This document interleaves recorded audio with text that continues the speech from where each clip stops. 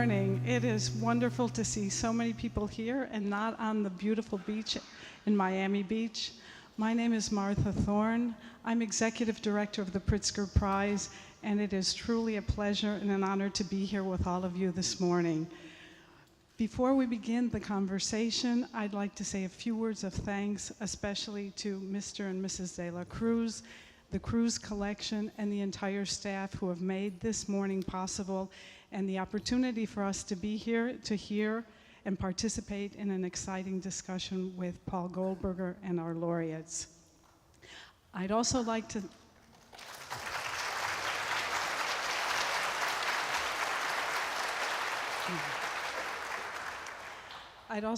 thank the Pritzker organization, the Pritzker family, for their continued support over so many years of architecture in wonderful cities like Miami and throughout the world. In this morning's event, we have the participation of 3 schools, and thanks to you, Florida International University, University of Miami, and the folks from DASH.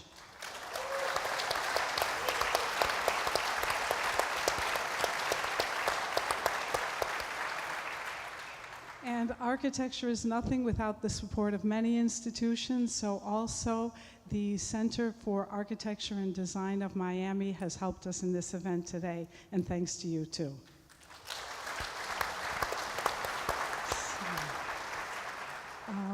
We have on the panel, as you know, Paul Goldberger, architect and critic, writer, author, critic, who will be leading the conversation about architecture and its role in the city. We have Glenn Murcutt, laureate from 2002, Zaha Hadid, Pritzker laureate from 2004, Richard Rogers, Pritzker Prize laureate 2007, and Thom Mayne, Pritzker Prize laureate 2005. Now, it's a special honor to introduce Mr. De La Cruz, who will give the words of welcome this morning. Thank you again for being here. Thank you, Martha. Thank you very much. And thank you all for coming out here instead of going to the beach. Listen, for Rosa and I, this is a huge honor. It really is. I mean, candidly, it's flattering to have all of you here, to have all the distinguished architects. We've never had more architects in this building in its history. Architecture has always been important for both of us. I mean, her great-grandfather was the one who designed the entrance to the cemetery of Colón in Havana. Some of you may have seen. It's a Palladian-type structure, and her grandfather was the first person to graduate from Notre Dame in architecture in 1902, and he went on to design the Capitol building, and she lived in a house that obviously was his house, and they designed by him. In my case, I was born in a house, the only house in Cuba designed by Carrera and Hastings, and which was a beautiful house. It's still there. It's called the Casa de Amistad de los Pueblos, in the Vedado. My grandfather on my father's side, because that was my mother's side, on my father's side, he and his 2 partners were the ones that brought Schultz and Weaver into Havana to design some buildings, and all of this architecture was featured by the Wolfsonian. I've had the pleasure of working with Andres and Elizabeth, who I believe are back there. Where are you, Andres and Elizabeth? Please. Yes, there they are, Andres Duani and Elizabeth Platter-Zyberg, who were terrific to work with on our house.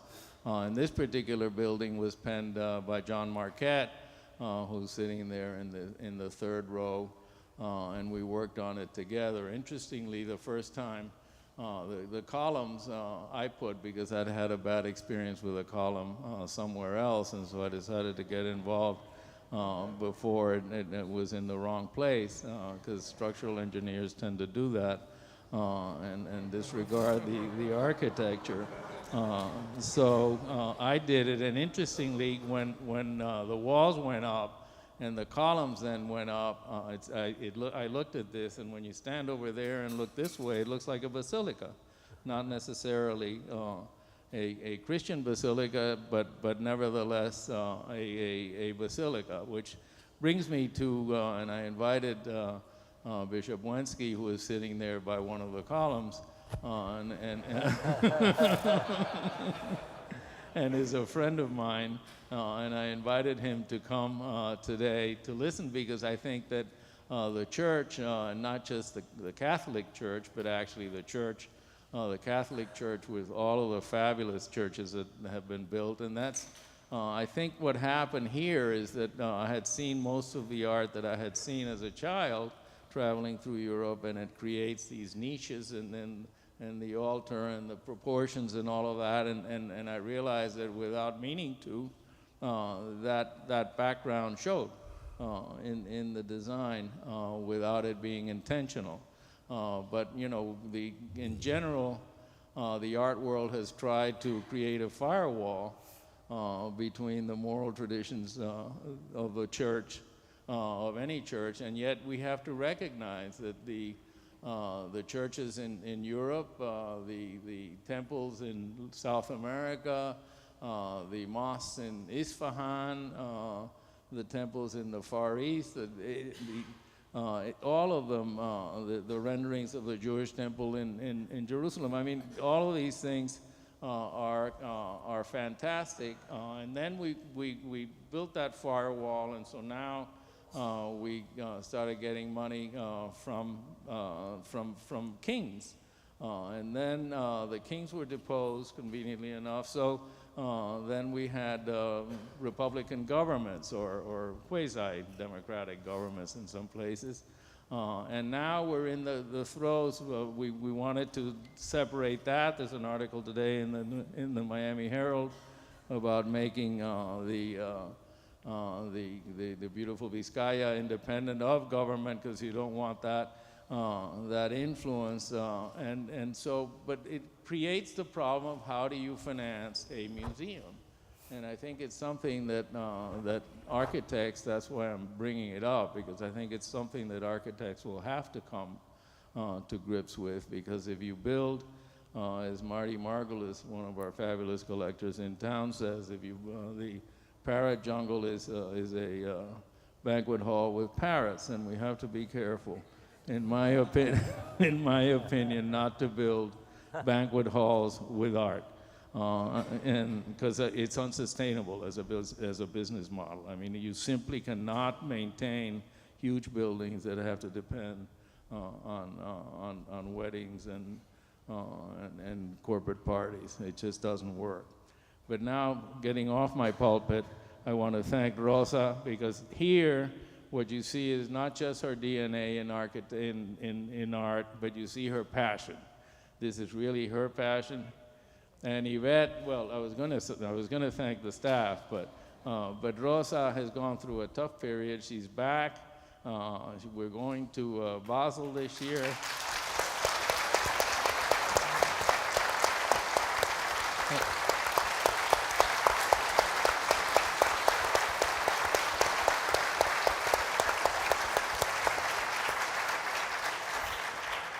And it wouldn't have been possible with her staff. We've put up with each other for many, many years. We have here our fearless leader, Yvette Yanis, and the people that have worked with her for many years. And but we're here because of Craig Robbins. I mean, frankly, we came here because we have faith in you, and you've always delivered, and we've worked together for many years. And now to Paul Goldberg. Let me give you the mic. I don't think he needs any introduction, at least in my case. I've been reading his stuff for years and years and years. I appreciate it. I admire it. Okay. I apologize. Carlos, my oldest son, and Isabel, our daughter, and Claudia, Carlos's wife, are here as well. They came in. Isabel flew from Washington, and she's been very involved. She's been very involved in the development of our space. But Paul, everybody has been reading you for too long, so you don't need, not for too long, but for a very long time. Makes me feel like I've been around too long. No, not at all. But you write so well and you express yourself so well that passing you the mic. Thanks for coming. Thank you. Thank you. Thank you very much. I'd like to add my own thanks to the De La Cruzes for creating this extraordinary space and opening it to all of us this morning. We, as well as to Mayor Craig Robbins of the City of Design District. Thank you for inviting us all here to this extraordinary place that is developing. One quick bit of housekeeping. At some point during the program, some staff members will go up and down the aisles with some blank white index cards. If you want to ask a question, raise your hand, grab a card, jot it down, and at a later point, they will return and collect them. So we will do questions in writing, and you'll have plenty of opportunities to jot them down, and we hope we will get to as many of them as possible. In any case, being here is extraordinary. We talk a great deal about the metaphor of the connection between the art museum as becoming the church of our culture. This is the first time I've ever seen it interpreted quite so literally as this.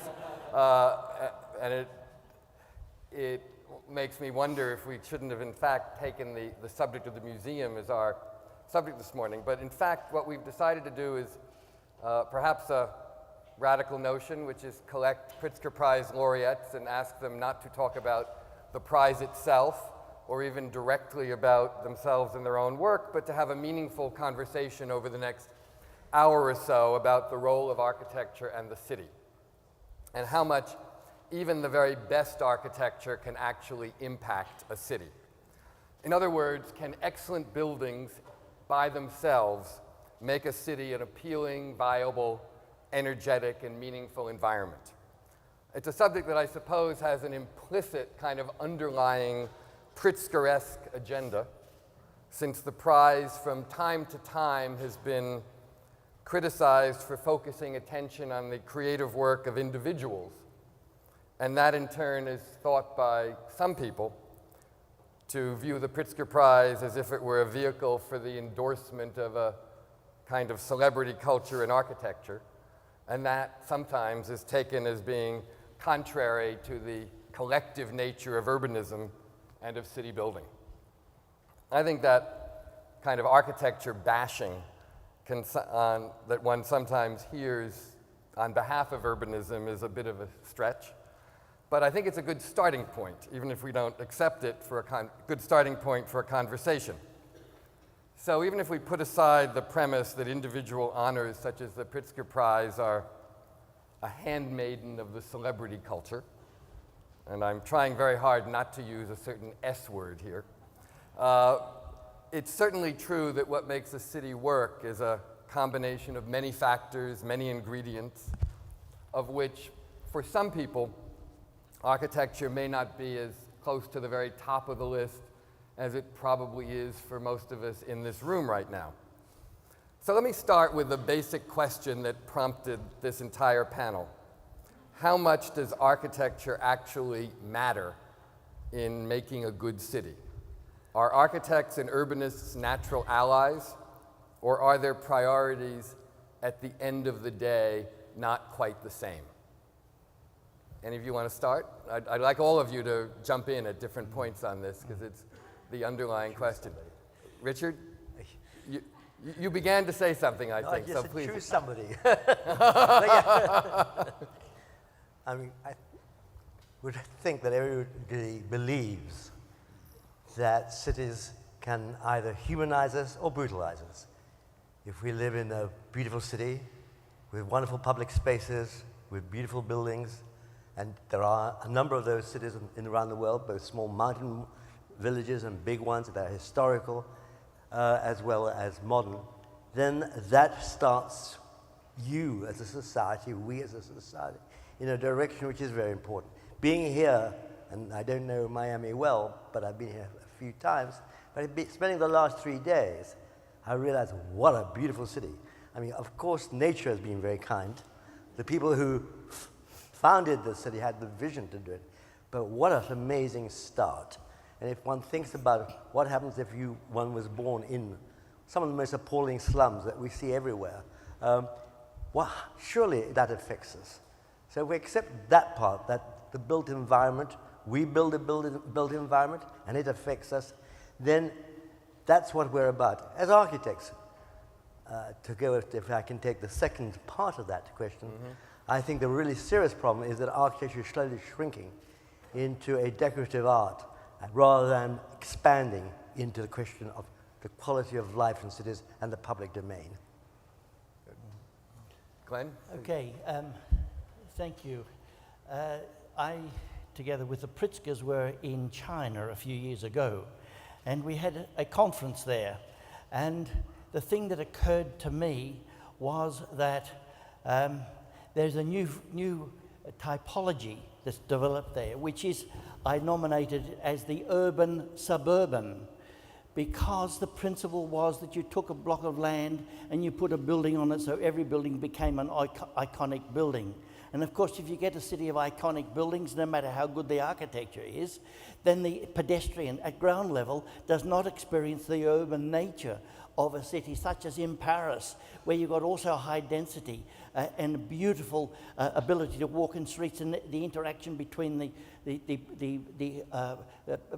public and markets and all sorts of other activities of restaurants and other people doing things. And so the ground level has tended to be forgotten, and the architecture has become the subject of that icon. And I think that's a really big problem. The building needs to actually be less obvious and the spaces more obvious, so that the spaces are the real issue. And when you get a big building and everybody pours out of it at one time or comes in at one time, there isn't the connectedness from one to the other or the place to stop. Whereas in Miami here, you've got some very, very beautiful environments here. The flora is beautiful here, the lushness. You want to be in it. The light levels are reduced, the colors, the green that comes through into the ground conditions, the shadows on the walls. These are all very human things. And we lose that in these one big building and the car that's so necessary that destroys the ability for the pedestrian to enjoy such spaces as has been in the past. We are tending to lose that. You're saying, in effect, that if everything is an icon, then nothing is an icon. Nothing is an icon. Right. Tom? It's interesting. Very early on in my career, I started identifying myself with my colleagues, my friends, as an American architect practicing in this country. And because the notion of architecture as a cultural form, I think there's without question is what cities are at one level, but I don't think it's the most compelling or urgent issue today. And I think it has much more to do with the publicness. And of course, in our culture, our very beginning started with a conflict, and it happened to be between two characters that formed our structure, Hamilton and Jefferson. And our relationship between public and private is a very complicated issue in this country, which is, I think, specific to our culture, and is present very much in this city and this state in our current politics, right? We have a very, very set of different ideas, right? And as an architect, that absolutely affects you, because finally it's an interpretation of the project, the subject of architecture is the public, and it's rooted in its political, cultural, economic circumstance, and it's inescapable unless it's going to be just decorative, right? If it only serves as a visual front. And I think that has been what's been on my mind for a couple decades. And I think as I'm in my either third or fourth decade, how you want to count it, it gets more relevant as your projects become more in that territory in terms of scale and client type, et cetera, that it becomes more urgent. And then I think with that, and to be maybe a further conversation, I'm a Los Angeles architect, and in LA, the issues are urbanistic. They're collective. Many good architects, a lot of architects here, many good young architects, not the problem. The issues are various notions of sustainability of just a city that's still operational at 17.5 million people, and that'd be another conversation, right? Yes, but an important one, yeah. But finally, the Bilbao thing, that's nonsense. Frank will tell you that. A building does not make a city. Right. It contributes Right. hugely to the culture of a city, but it does not make a city. It's nonsense. Right, right. And yet an icon is still a public thing, to go back to your public-private distinction. It is nevertheless has a public presence and contributes to the publicness. But I think the point Glenn was making was that sometimes the public is best served by the ordinary things, which serve more of a public function. Yeah.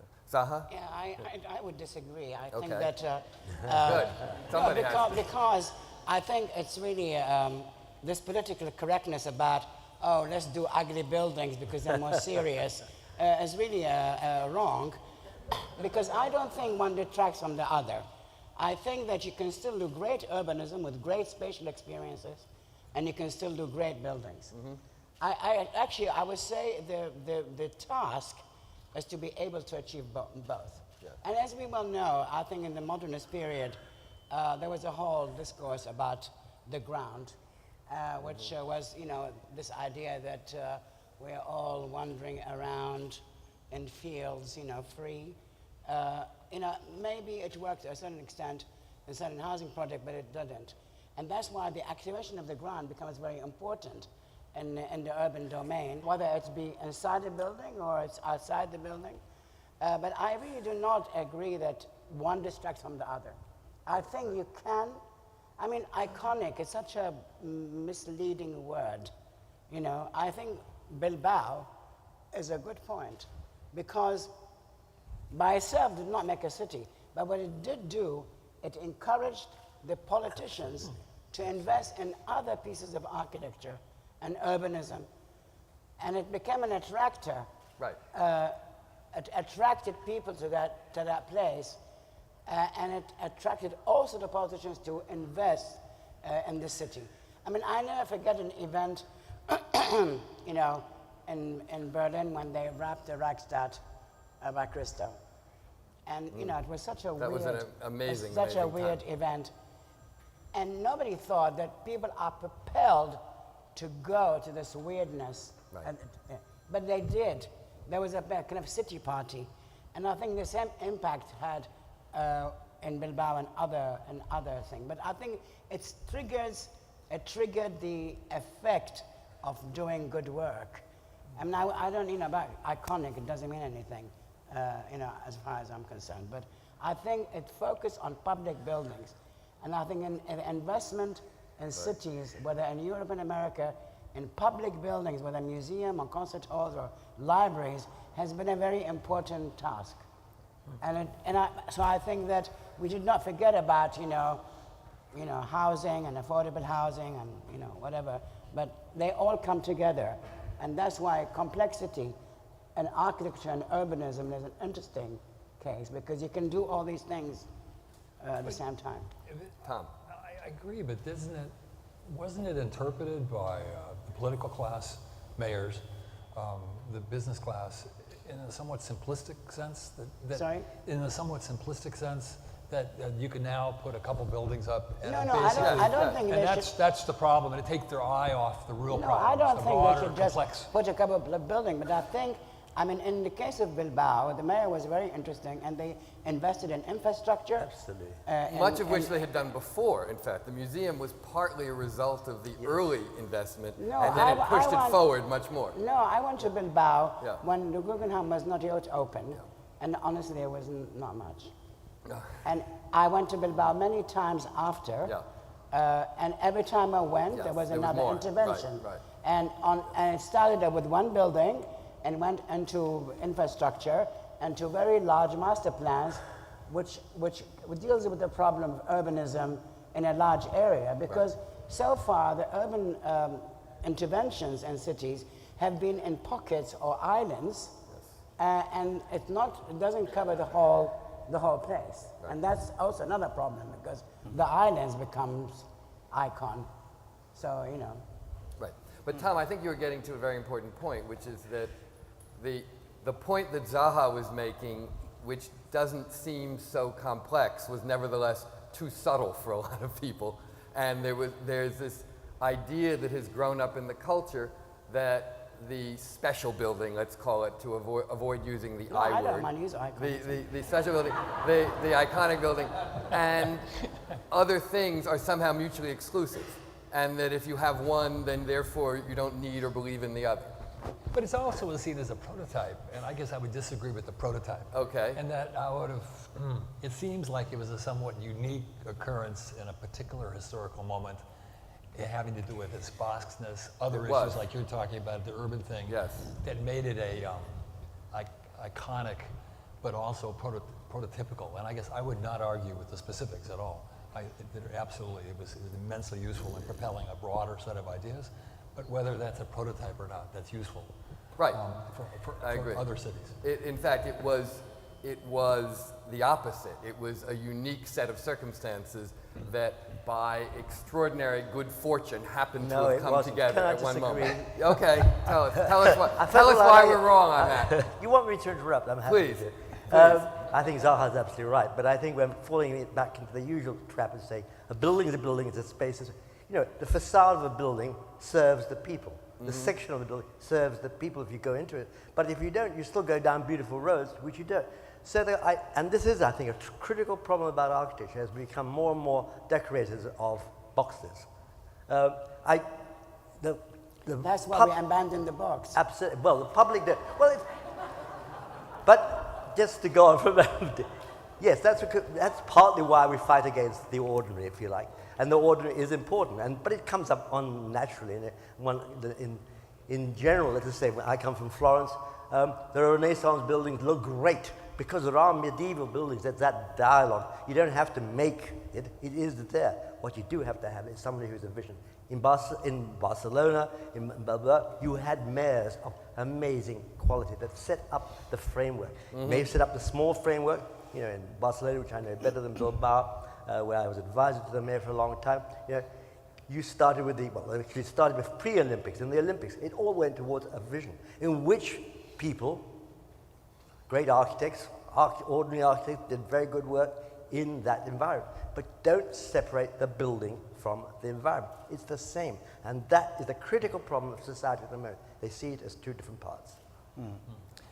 Well, at risk, I say this, but I think we only need one Frank Gehry, we only need one Zaha. We don't have a choice. And we don't need any more of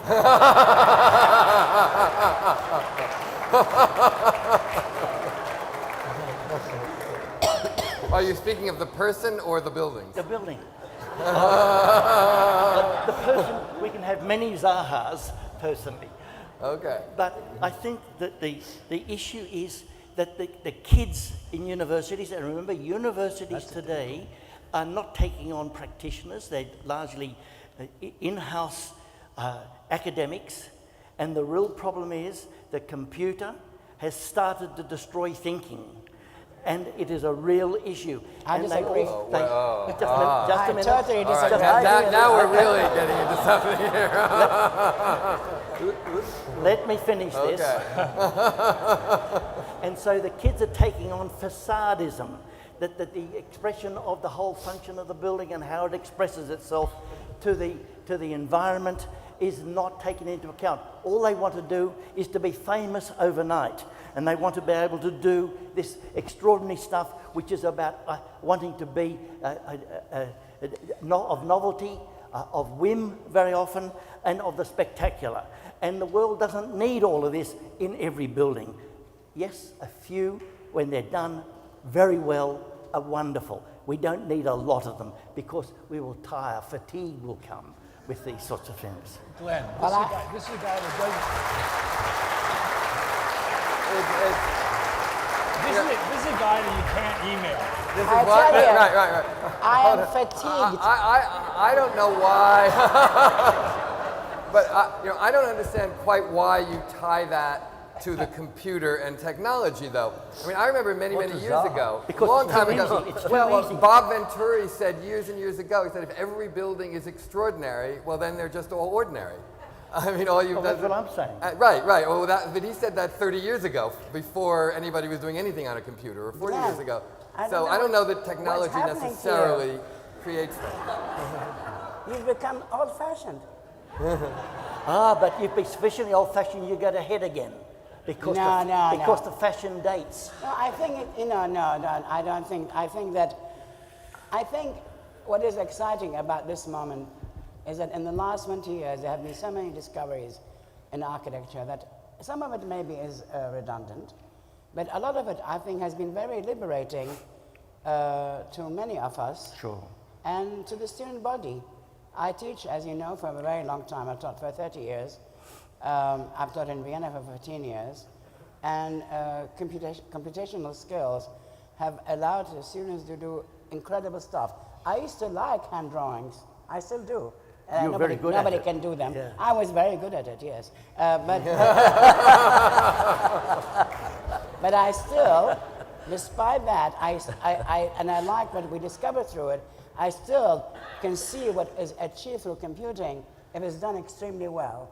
Because these skills, by some of these skills in scripting and everything, is so extraordinary. It's like drawing. So I don't think it detracts from one from the other. I just think that the way we build differs from one place to the other. Sure. And I think that's why I do a lot of competition to this day, because without it in Europe, I would not have been able to build anything. And to allow for people to build, and also the institutions are public institutions. They're not private. So the pressure is very different. You know, it's very different when you are a private owner commissioning someone to do a museum as opposed to the state commissioning somebody to do a museum or whatever it is. I understand that. No. Sure. And the computer, not everybody looks at form, but it's advanced the information that we put within our work very early on. And today we develop work that operates at performance levels, which has completely changed in the last 2 decades, right? An amazing kind of shift that's taken place in performance.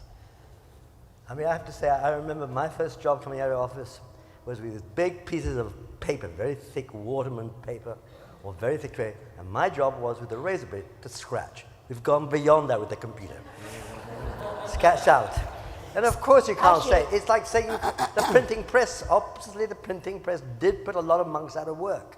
And we don't, and they used to make some really good liquor that's gone too. But that's not a good reason for not wanting a printing press. It's ridiculous that I believe that you can then try, we don't want a computer. That's a really, sort of, seems to me an amazingly concept. I mean, well, let's go and live in our caves. I think scratching was a very useful tool. I don't know, but it was unbelievably agonizing. Editing is a very useful tool. Yeah, but mainly scratching out. Yeah, sorry, scratching out, that's a problem. Nobody does that in your office now, however. I don't think so. I think you press a button. Thom, you said something a moment ago. I want to go back to the public-private issue, because I was fascinated when you brought Hamilton and Jefferson into it. I just saw that play at the Public Theater, the musical about Hamilton, that has brought Hamilton back into the consciousness of a lot of people. Were you suggesting a kind of comparison between Hamilton and public identity and Jefferson and private, or were you thinking of it in some different way? There's an amazing, we're in a conflictual, as you know, in this particular culture. And so we go back to the Bilbao, and I'm seeing it from the Disney Hall, which preceded Bilbao in Los Angeles. Is it an icon in Los Angeles? Its origins preceded Bilbao. Its Has it had completion any followed. influence on Los Angeles? Of course not. Right. None. But Los Angeles is a community of just under 20 million people, and it has 134 different individual towns, et cetera, et cetera. And so a big vast difference between just about a large village of Bilbao and Los Angeles as a metropolitan. And today, I think most of us captivated by the modern metropolis. It's the currency of the 21st century, at the end of the 20th century. And it leads you away from the singularity of architecture as the panacea of solving the kinds of issues that are present to us today. And I would have said, if you're in your 20s an architect, that the most compelling problems of the future are going to be infrastructural and urban. And they're not going to be, I agree with you, there's X amount of number of powerful architects needed, and it's not a huge number actually at one time. Right. And there's so much attention brought to those that do that. It's a bit overly estimated because of course the work, it has nothing to do with the power of the work. But it takes your eyes off what I would have thought would have been more compelling projects. The focus on the issues of the time, which are severe in the case of the larger urban environments. And Los Angeles would certainly be one of those. And of course, LA is a place of all individual buildings. I come from a place that's filled with strong, right? But that is beginning to evolve toward, it's sort of slouching toward urbanism, you might say. I mean, grasping toward some degree of urbanism now, is it not, LA? You certainly hear these things talked about in LA. You're not the only person talking about this today in Los Angeles. No, other people do too. No, of course not. Yes. No, but there's another issue that Zaha touched on that made it sound like an either or, that you can't be interested in architecture as a formal engagement, which includes an emotional construct, et cetera, and the other. And I find that, of course you can. Right. One is more based on strategy and tactic, and the other is interpretive. And you can separate one's interpretation of that idea and the focus on some particular broad issue that we can develop a constituency for. And it is hopelessly simplistic that society keeps viewing this as an either-or situation rather than both and, right? And they absolutely. Yeah, I mean, that they do that purposely. It's a very effective tool against strong architecture, by the way. Strong architect is never used if it's not pejorative. yeah, Right. it is. You agree? You never see that word. Including from Right. Mr. Yeah. Goldberger. Yes. Right. Me too. Right. I know. Should we take a pledge to start using it positively? Should we make it sort of? Just use the word good architecture would be better. Right. It's true. Well, I think it's become a source of resentment about certain larger forces in the celebrity culture, let's say, that architecture has become the victim of in some ways, really. But I mean, I think it's been positive, the interest by the public in architecture. So if you want to dangle a star architect there, may it be, I think it's interesting because 20 years ago, 30 years ago, I mean, I live in London. I don't think anybody was much versed on the topic. And from the public domain, from the public. But now people know more about it because it's always in the press or, on television. And so I think it's not necessarily always a negative thing. I think it's been very positive in many, many ways because it's raised the level. I mean, the average developer building today, the average speculative office building is better done today than it used to be. Oh, yeah, absolutely. I think in a different time, Richard Rogers would not have been hired to build the Shard, something of that prominence in the center of. He didn't. Sorry. I don't mind being Thank goodness he's not. Forgive me. Oh. I'm happy to be Renzo. No. We're happy that you're not Renzo Piano. We're happy that you're you. My apologies. It will take me a long time They're to live friends. that It's down. okay. Thank you. All right. Anyway. They're very close friends. The point, however, is the point still holds, even if the building was wrong, which was that we live in a time when the commercial culture has come to accept architecture in a way it did not before. I think that was Zaha's point, and the popular culture has. But there is no free lunch. And one of the prices we pay, I think, is a distraction by this from deeper and perhaps less glamorous or less sexy issues of urbanism. I mean, that's the trade-off, in effect. Yeah. I mean, I want to cite a kind of an example. For example, I mean, I know you've been in London recently. Yes. King's Cross. Mm-hmm. Okay? I personally think it's an abomination.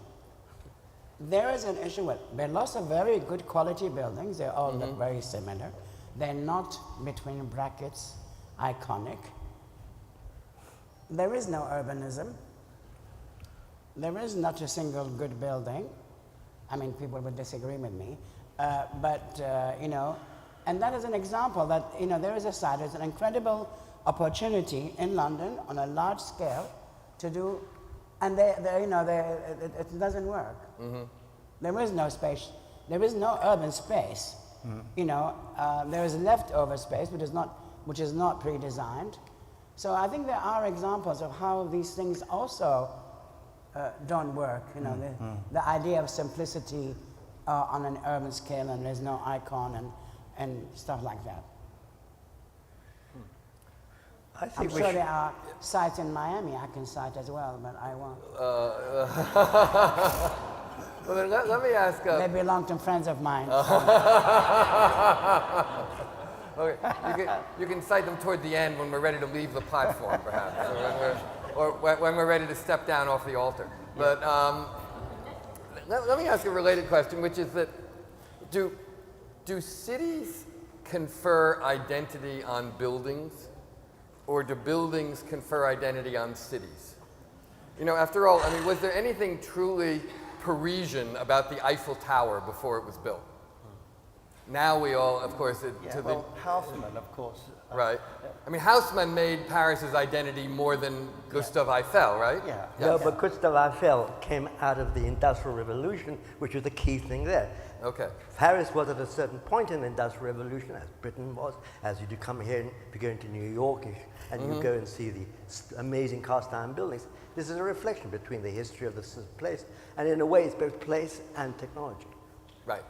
But you'd be a great one to answer this question. When I was a young student, I was showing up in Paris to watch Pompidou, Goldberger, under construction.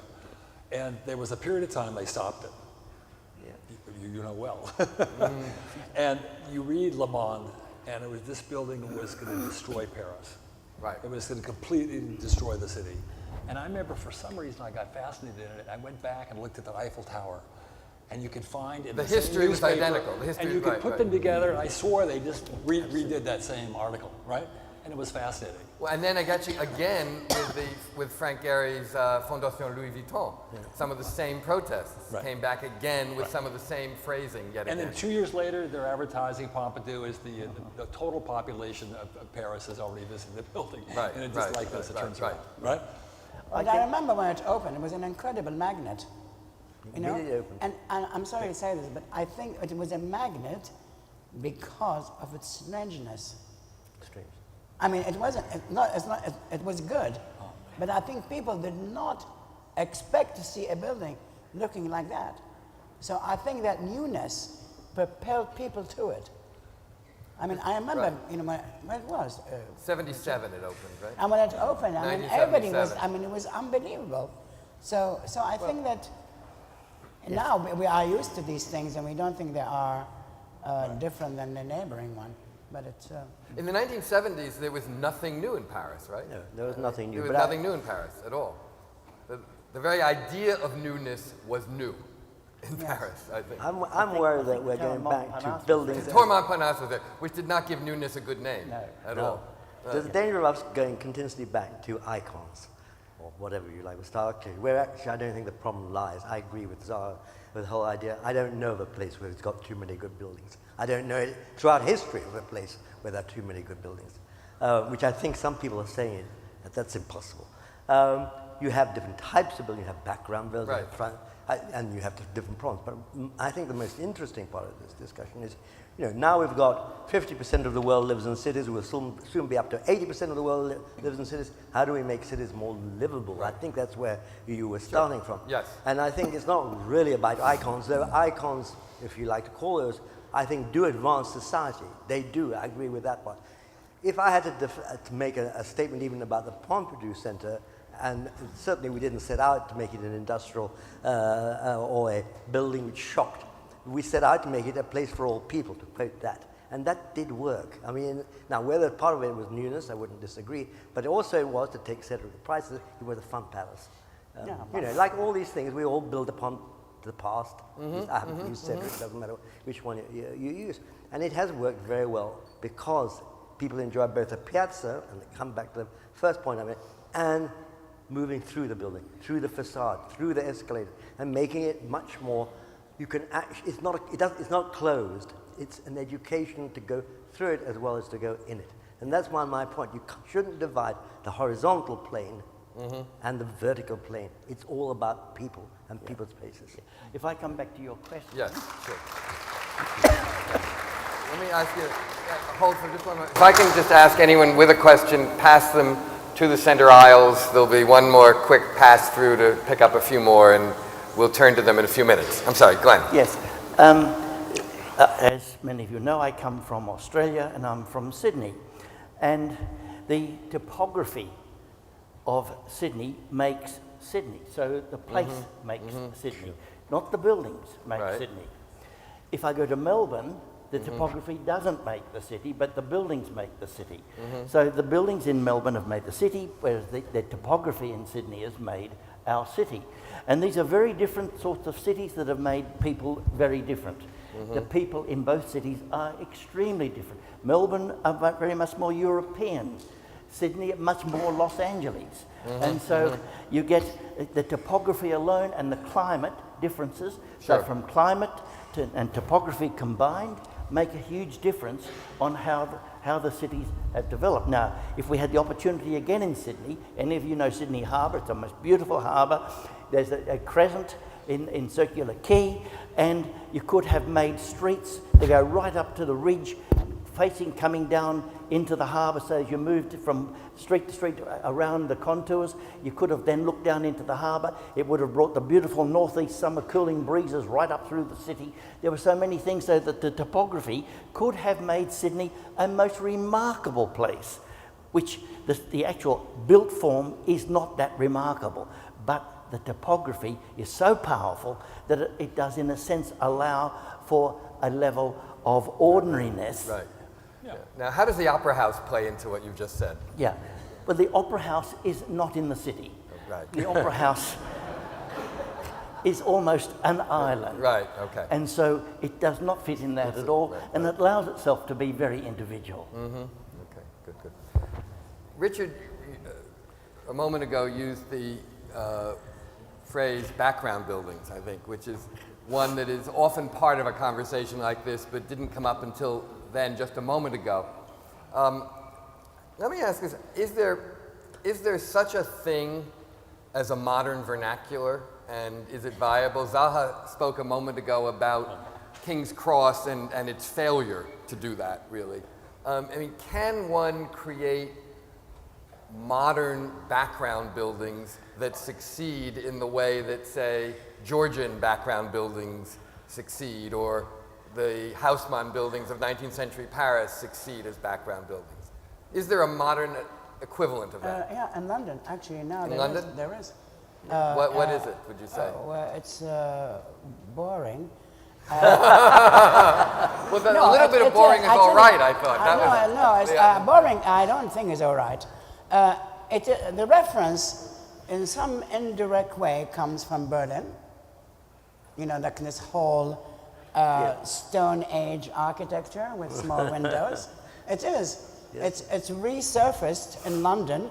The wall on the street, which means you don't have a forecourt, you don't have a recess, you don't have light buildings. It goes against the idea of the modernist podium slab, right. which is open airy. It's much more low-rise, dense, perimeter blocks. In the name of sustainability, they make windows this wide, so they're all imprisoned inside. I don't know whether I mean, housing, you have a window, and you have half of the window in metal because it's sustainable. Metal's not sustainable. Well, no, whatever it is, wood. Equally, Yes, no glazing. So I think there is a kind of a vernacular in the UK. I don't know about here, Okay. but in London, I really do think there is a kind of a new modern, simplistic vernacular, which is coming out everywhere, which I don't. Which you don't think is successful, though. Well, I'm sure it's successful for the developers. It's because kind of effortless. It's nicely done. Okay. So there's Sometimes. high quality. Sometimes. Yeah, but it's most of the time it's just not a very attractive, and it doesn't deal with the urbanism. It's the same formula over and over again. It's a kind of included. I think what changed in the modernist period was to open the ground to allow a certain perforation of the ground domain Yes. into these sites. In the traditional sense, whether it says the postmodernist city or historical city, you deal with the idea of the kind of periphery, which is the public domain is always inside the building and not adjacent to it. And that changes a lot the way you interpret the cityscape. And so I think it's an interesting. But isn't it? Couldn't you also say that before the modern time, the street was preeminent? The street was really the controlling, guiding principle, and that was lost. Yeah, but I think in current time you can deal with complexity. You can handle the idea of openness and activation of the ground at the same time through different devices. Not the same device. But there's never going to be a serious vernacular. We operate. That's a pretty sweeping statement. Why is that? But we operate both culturally and economically within a global structure that is not going to allow the decision making to be local, provincial, within that scale. And today, I think it connects to another conversation we let go by, having to do with the private sector. What? The private sector, Yes. which hugely shifts the notion of the location of architecture in terms of its project, which includes the site specificity, its relationship to a place, and demands an economic priority. And the private sector is itself more in global fact, and less I would have local said reduces our role as Then it- architects right. in terms of the types of decisions we're allowed to make, what we're asked to do. Huge shift as it moves to the private sector. Which is a less locally based private sector now often as well, right? It's more global. Wouldn't the local architecture have to come from the public, coming through some sort of public But there is a operation? vernacular here, right here, I think. I don't know this beautiful city very well. It seems to me there is a very simple, at its best end, which is just simple, very thin white slabs, large balconies, lots of glass. It creates, that's a vernacular. It responds to this area, this specific area. I mean, this would be done totally different, as you saw her explain well what happens in London, for instance, but this is about this area. Now, I'm not saying it's the only place. It's certainly different to Sydney, to take that example, and yet it has not that different a climate. So there is a certain amount of localism. I'm not great believer but there is a certain type. Richard, what you're referring to here, and we've spoken about largely as the built form making the landscape, and we've not discussed really about landscape and the importance of landscape to architecture. If we took away the flora from this city, you would not have a very beautiful shaded quality in a tropical environment. The landscape is an integral part of this place. And just to be talking about architecture removes an aspect of life, of our perception of place making. And look out there, the trees, if there were just the roofs there, what a different place this would be in this room. And so landscape, we haven't discussed, and it's an absolutely critical part of this discourse. Landscape and geography. Yeah, both, right. Both of those things. I mean, the physical setting of a place and the kind of course. And I think and what it can sponsor in the natural world. Right. Maybe I could just extend, I'm sorry if I, but coming back to the city, probably the most important thing that we're all facing today, which we've never faced before, is sustainability, climate change. That encourages the concept of the compact city, which happens to be my subject, but yeah. And the idea that people have to come together, if nothing else, to try and stop what's happening now to our climate. Compact city means that it brings all sorts of advantages as well, because you're next door to each other. You don't need cars, you need public transport. And so in some ways, you've gone back, or forward, if you like, into a different form of city. The sprawling city is the enemy. The sprawl in sustainability terms uses twice as much energy, 3 times as much energy, as American studies show very clearly, as, let's say, the compact city. So these are, again, things that come from the time. That designs the spaces between buildings as well as the buildings. I think we are in a potentially very exciting time if we get hold of what the problems are. We talked at a moment ago about infill building. I'm not sure whether, most of us here don't do infill buildings here, but there are lots of people who do infill buildings, and that seems perfectly well. The critical part is how do you get the public domain to sing? Yes. Okay, I think we're all in agreement on that. Thank you. Let me turn, we have enough questions to keep us here through dinner, but we're going to be rather selective so that everyone can adjourn to brunch rather than dinner. So we apologize in advance if we don't get to yours, but we will do several of them. I will start with a very simple, narrow, modest question, which comes from someone in the audience. Why has our civilization lost the capacity to generate urban order, identity, and beauty since the 70s? Now that's a little bit of a when did you stop beating your wife question, I suppose. The premise is that you agree that our civilization has lost the capacity to generate urban order, identity, and beauty. So you're welcome to answer by disagreeing with the premise of the question or answering it directly, as you wish. Anyone? That has stunned the panel, I see. Whoever this questioner is should remember that he or she has the ability to render 4 Pritzker laureates speechless. I can guess. Okay, thanks. I can guess who answered the question. Los Angeles, the whole need for public space, the understanding for public space, precedes the building of public space. Oh, good. Yeah, and I'm from a place that has no even conception at this point of the public, right? And it's a part, again, of the U.S. kind of phenomenon. No, but I think there was an ambition in the 60s and 70s to radically look at the historic city and create a different kind of pattern in the city. And I go back to London again, but I think that also became a series of islands which never were connected. But I think the postmodern era just did a lot of damage because there was a return to historicism which implied that by using these kind of historic tricks can resolve all problems, but it hasn't. And therefore, there has not much return in kind of really urban patterns since then. But it was so literal and kind of Reagan-esque, it was hopeless enterprise. And they're not very large areas. Yeah. I mean, they are all pockets, they're kind of small pockets, which don't add up much to a whole city. But why the 70s? Surely architecture, except if we're going back to London, was worse before 70s. Yeah, I didn't ask the question, it was Patrick. I mean, postmodernism, I guess it was Patrick. is dead. Postmodernism is a decoration. Let's get to the architecture, which is about public space, space between buildings. Yeah. I think that's the critical thing. And I don't think things have changed since the 70s. In fact, I would argue that it would probably, if I look again at the things that we were talking about, and whether it's Barcelona or wherever it may be, things have got better. New York is better to live in at the moment than it was, in my opinion, in the 70s. Far and away better. Yeah. So you can't really, I think it's dangerous to say, we're now in a worse, we're always saying, we're not in a worse position now. Right. We actually have more things to get hold of, which we use properly, we as architects.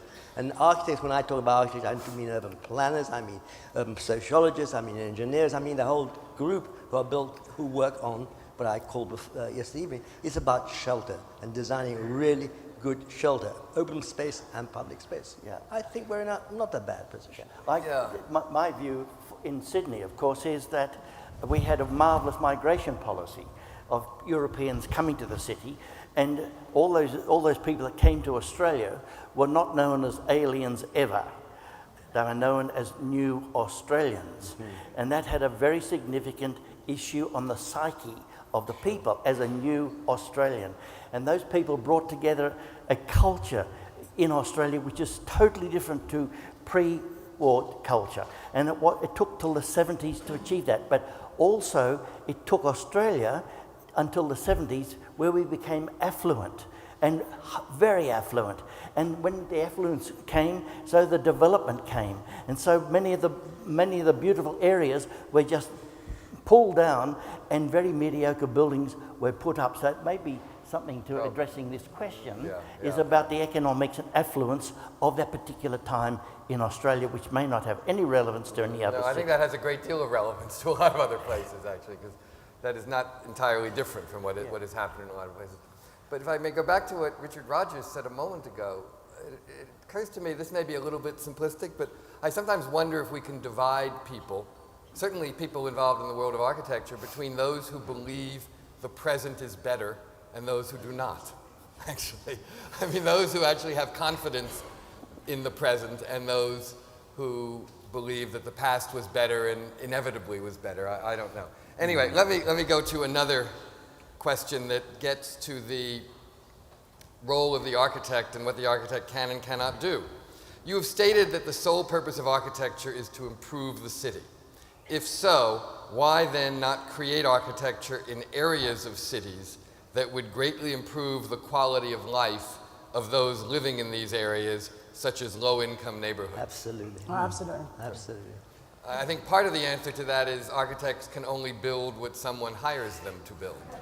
But, and society must make this decision more than beyond architects themselves. Architects stand ready to do these things if only somebody with a checkbook would make the decision. Yeah, but if you go to Santiago, for example, and look at the work of Alejandro Aravena, and looking at what he is doing with the poor and how he gives them incredible flexibility for them to develop in their way and also maintain the integrity of the idea, he is achieving exactly that. As an architect, is actually forcing political change. Absolutely. And not only that, of the poorest people, he has now, because of the ability of these people, the love of what they have got, one of the kids is doing third-year architecture. Which is, that is the greatest proof of all, I suppose. It's just fantastic. That so is the wonderful. answer is it can be done. Sure. Yeah. And we are citizens. Even architects are citizens. So we have a role as citizens. Good. Absolutely. Here's a question that goes a little bit north to New York. We've talked a lot about London and Sydney and Miami. A question about New York. In New York City, there are very tall residential buildings being built on 57th Street. One in particular will eclipse the height of the Empire State Building. Actually, this question is out of date. It already has eclipsed the height of the Empire State Building. What do you think is the impact of these new buildings to the current context of New York and Central Park? Anyone? Well, there's a whole issue of infrastructure for a start. Once you start getting a city and putting more and more people in, you've got to start thinking about transport, you've got to start thinking about shopping, you've got to start thinking about sewerage, water supply, all these sorts of things. And some cities are at a limit in how they can actually go further with this. So what is the impact? It can be very negative. You get another 2 or 3 of these, it becomes very negative. So it becomes a great problem.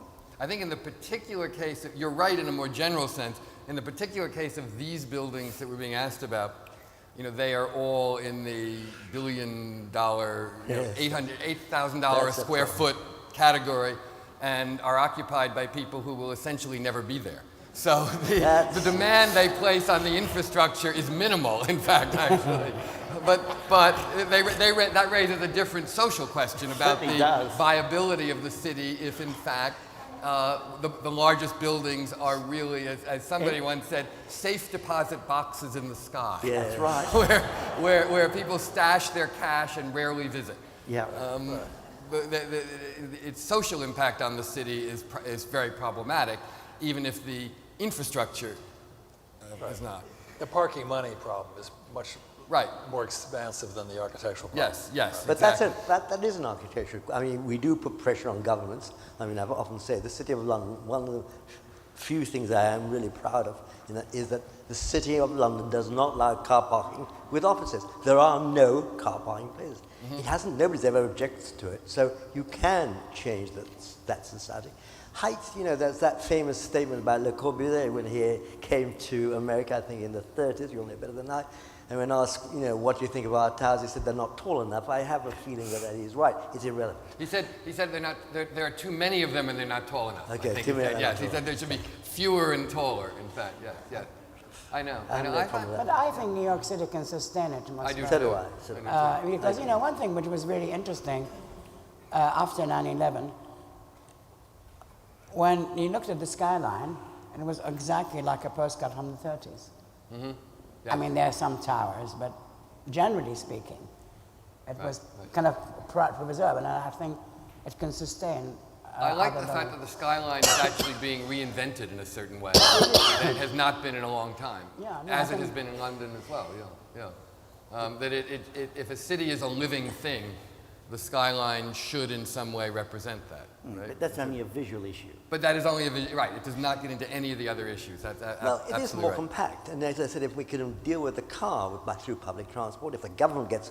many of the decisions we're talking about is government, but we have pressure on to government. Right. In New York, of course, we tried to follow you in London and failed. Transport in all these cities is a problem. Yes, it is. Transport is a critical problem. It's a serious problem. In London it's so congested now. New York is the same. They need to... And I don't think we're all going to go on bicycles right away. Well, you are, but I'm not. I'm young. So I think there needs to be a kind of some idea of public transport which works, Sure, that's really important. But it is interesting that in Copenhagen, 30% of the people go by bicycle. That's a cultural interesting fact. Yes.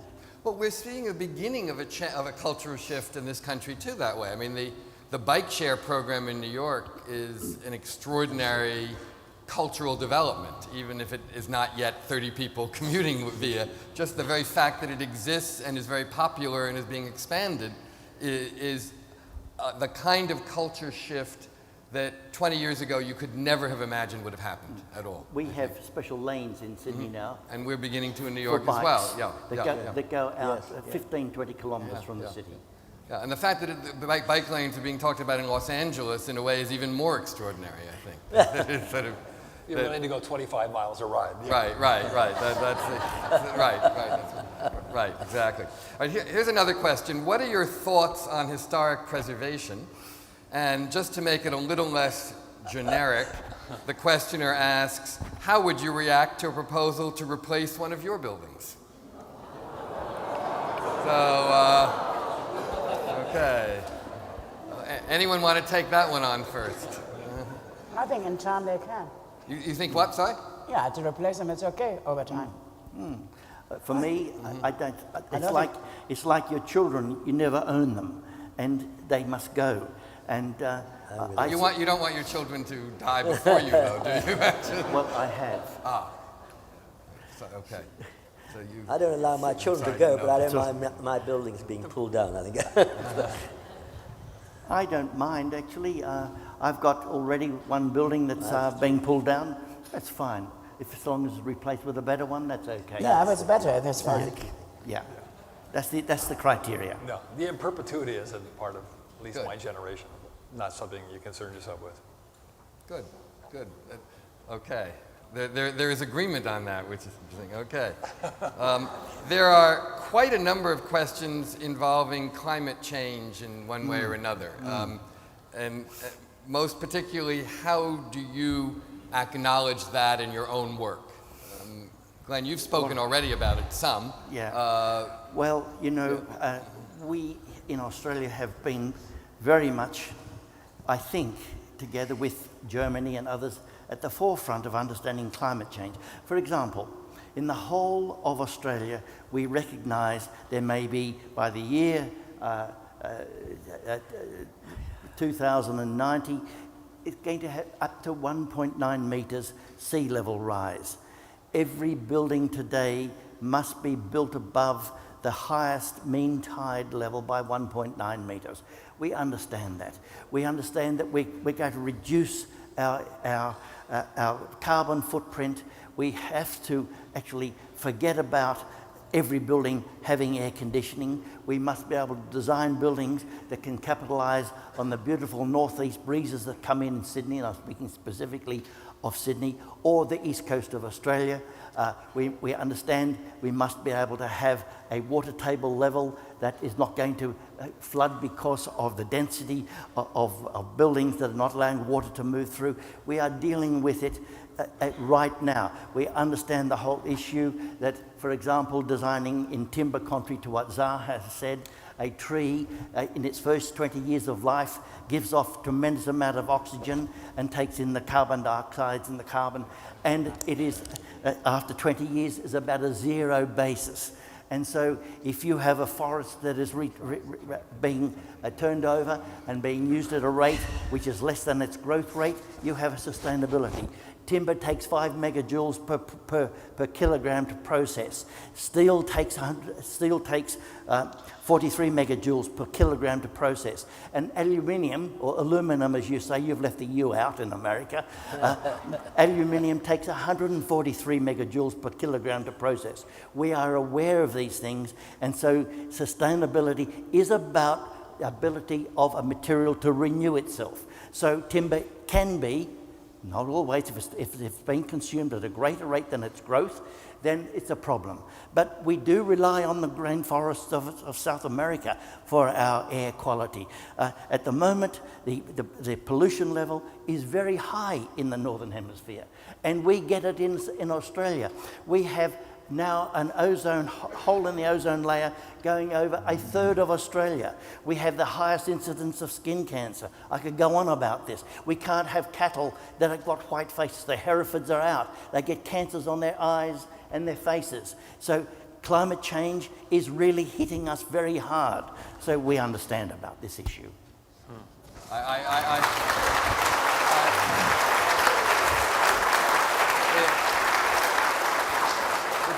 It seems to me as if you should talk to the governor of Florida, actually. It might be very useful.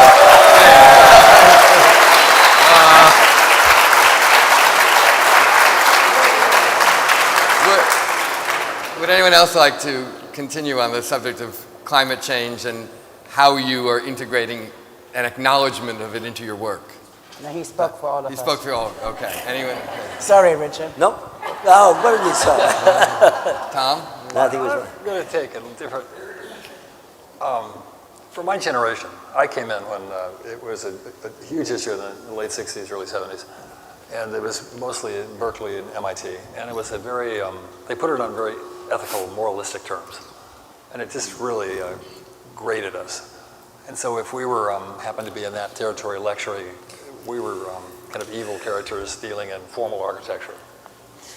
And we were located in that place. And so years later, within a practice, these are issues that are absolutely important, basic issues of any architect. But I have to say, you have to read the footnotes. I treat it like seismic. We build buildings that are safe within certain seismic conditions, and it's part of the responsibility of architects that deals with safety, et cetera. And it's an absolute serious issue in our office, but it's something we don't spend a lot of time talking about. Because it's a given. And we want to refocus on other issues, urbanistic, infrastructure, whatever. It has become as natural as putting plumbing in the building. That's exactly what I think And yet, what Tom said. if you read the fine print, we haven't done anything for 2 decades that hasn't operated at an extremely high level, and it's something that I have people that are specialized in that territory, but it's not something that, it seems very 60s to me as a kind of a conversation that is a priority of a studio. Right, and yet, as we were saying, or suggesting, in this country it still remains, bizarrely, an issue of some controversy, which one would think it would not be. But it's... Yes. This country uses more energy than any other planet by far. Actually, I think it's a shocking statement you made. I really do. It's our responsibility. You can't say it's somebody else. It's the law's responsibility. It's our responsibility. You know, in the hotel room I'm in, you can't get air conditioning below a certain degree because because they want energy used. Right. Forget the pollution. Now, you could say that's all right because there's no regulations. So who cares the fact you can't get But Richard, beyond freezing. I occupy the largest energy-neutral building in Los Angeles. Fine, I didn't built say the that, but first then you should tower in start the with that. States. They took the air conditioning out in San Francisco. I walk the walk. I don't have to Fine, always but you didn't say that. and proselytize that. No, I as think I'm we saying. should proselytize. We're doing it here. We are realizing that the greatest single danger to mankind is climate change. It's all our responsibility. That's why, urban planning, and I thought everything you said was fantastic. I would add one little piece, which is urban planning to that. In other words, you should be able to walk to work ideally, or at least cycle to work, live, work, leisure. We're beginning to get the ghettoization of the post-war period where you had residential, work, all separated, mixed. Public transport we've talked about, we can do a lot. And you can, air conditioning here is something like, and not we do it too, but it's specifically in the States, which is why you have use about 5 times the amount of energy that anybody else does, is because there's no recognition of it. I don't know what the regulations are, but there's no recognition, not enough recognition of this crisis that's facing us. Richard, I walk to work, 20 meters. I cycle to work.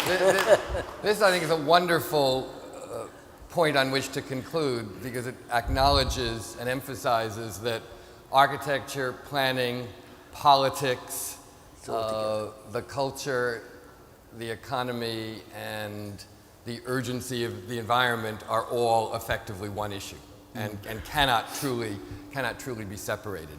We've gone a good bit over our allotted time because this conversation, thanks to your participation as well as the panel, has been such a lively and very, very good one. I hope it will be the first of many attempts over the years to broaden the discourse among Pritzker laureates and enrich the Pritzker presentation events with special ancillary events such as this one, which has been, I think, such a good one. Thank you once again to our hosts. Thank you all for being here, and please join me in thanking the panel. Thank you.